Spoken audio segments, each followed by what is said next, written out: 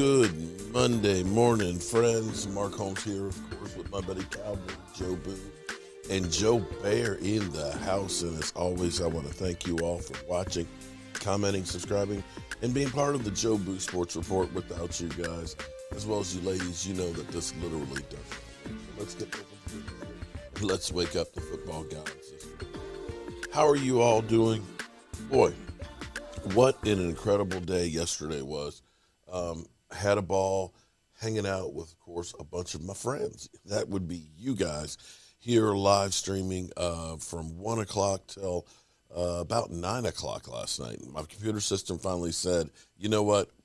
It just had like a wave that went through it and just said, we're tired.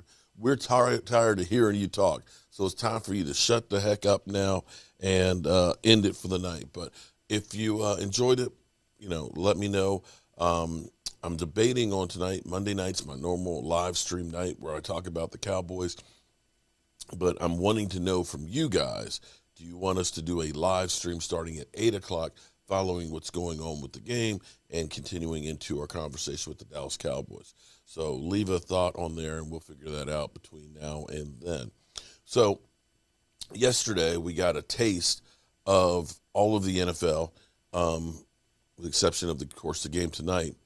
And I say pump the brakes on everything that you saw right now. There's going to be some teams that looked terrible yesterday that are going to end up being playoff teams. It always happens. Tampa Bay was blown out 34-10 last year against the New Orleans Saints. New Orleans Saints ended up blowing out, literally blowing out the Green Bay Packers. Aaron Rodgers looked like trash yesterday.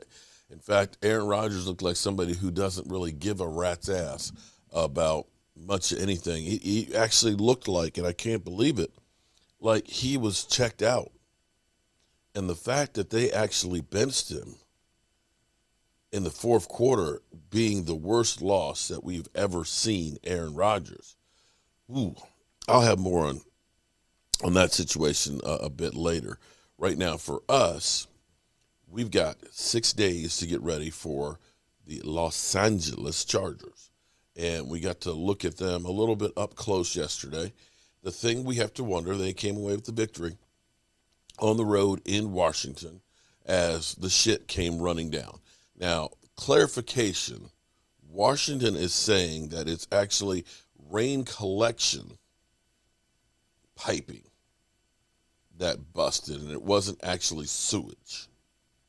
They're saying it was just, rainwater or, water that's collected up top there. Why it's collected and sits up there as opposed to down on field level, don't know. Either way, it could have been stagnant, still smelling kind of bad. I don't know. But the point being is you don't want to be in a stadium where it could end up being that you have a massive leak on you. You got a problem there one way or the other, whether it was rainwater, stormwater, sewage, whatever. You don't go to the game to literally get soaking wet with stinky water. You just don't. Then again, you don't go to the game to end up watching a stinky team. Or maybe you do and just kind of hope that it's not going to be. Washington. We have been sold on Washington being the best defensive team in the world. Oh, my God, that Washington defense, you can't run against it, you can't pass against it. They're a young front seven. They will destroy you. So, now they only gave up 20 points.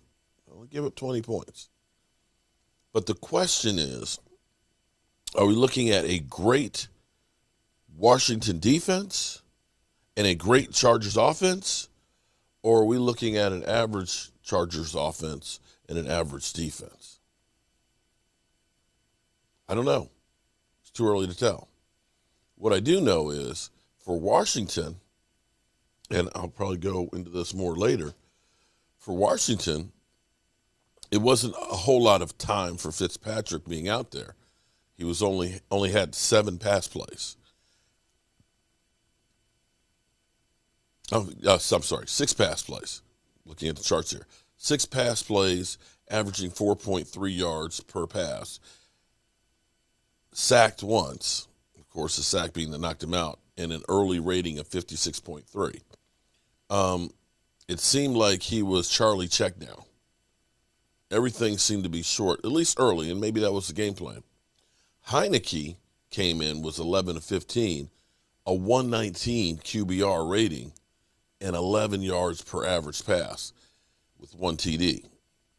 He played a whole lot better than Fitzpatrick.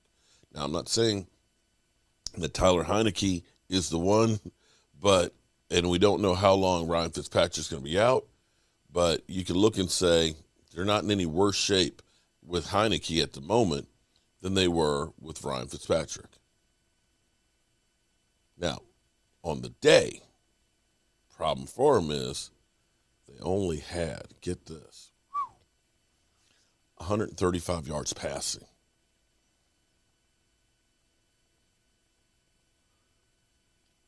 The Chargers defense did a number on the Washington's offense.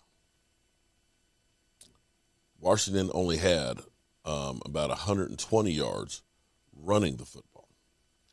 We're talking about a team that had only about 250 yards total. It's not good news if you're the Washington football team.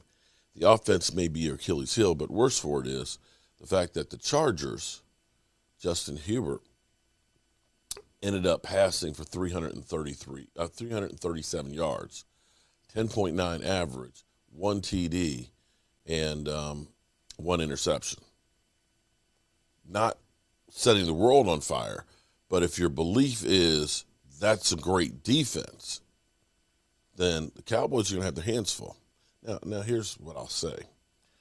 They are not Tampa Bay by any stretch of the imagination. They're not Tampa Bay. They're very good. I expect them to be able to do a little bit more than what they were doing against Washington's defense. But now the question you have to say is Washington's defense overrated? They seem to be getting gashed on some plays. They seem to be susceptible to outside passes, screens that negated that pass rush, much like what the Cowboys did against Tampa Bay. And the Cowboys will definitely watch that film, and they've already come up with a game plan of attack.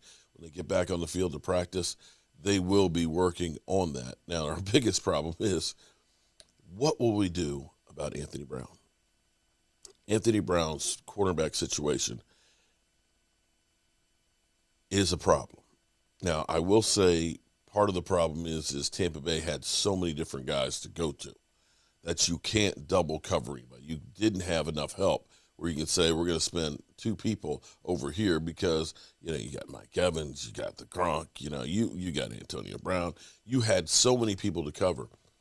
I don't know that San Diego has as many guys to cover that you can probably get help over the top for Anthony Brown. I don't think Bossman Fat is quite ready yet. I don't think Nashawn Wright is ready quite yet. We'll end up with the same results, but you can best believe that teams are now circling Anthony Brown and saying that's the weak spot that we have to go after. Now, the good thing for the Cowboys is, unlike San Diego, who just got home late last night, we've got a couple of days of rest under our belt. That first game, the dehydration, the aches and pains of getting that first game in, we've got a couple of days extra to rest up and heal that the Chargers didn't before we fly out there. And I think that'll bode well for them. Also, too, for this being a road game, I think the Dallas Cowboys have the benefit of California having so many Dallas Cowboy fans. The problem for the Chargers is once they left San Diego, most of their fan base kind of said, screw you. We're not making that drive to L.A. We're just not. In San Diego, before the new stadium, and, of course, the new stadium, a lot of people want to be in there and things, now that it's actually open, they had a hard time filling a soccer stadium. So I expect a lot of Dallas Cowboys, silver and blue, in that stadium cheering on the Dallas Cowboys. And we'll have to wait and see what the Cowboys look like coming out there. But this is an opportunity, and at the moment, I hate to say this, but the Philadelphia Eagles are alone in first place. Let that sink in for a moment. I can feel all of the Eagle fans that will be descending upon us for the next week. They will literally go ape shit, pounding their chest that they're world beaters and they're headed for the Super Bowl. But guys, pace yourself. Pace yourself. It's literally week 1, and you played the Atlanta Falcons. Yeah. We'll see how it goes next week when you play the 49ers. And with that being said, I got some work I got to do in the workshop. We'll either be live streaming starting at 8 or 9 tonight, depending on what you guys say. If you think we should start out early, let me know in the comments here if you want us to live stream the game or if we just go through our regular live stream. And with that being said, I'm Mark Holmes. Mark Holmes here, and as always, I want to thank you all for watching, commenting, subscribing, and being part of the Joe Boo Sports Report.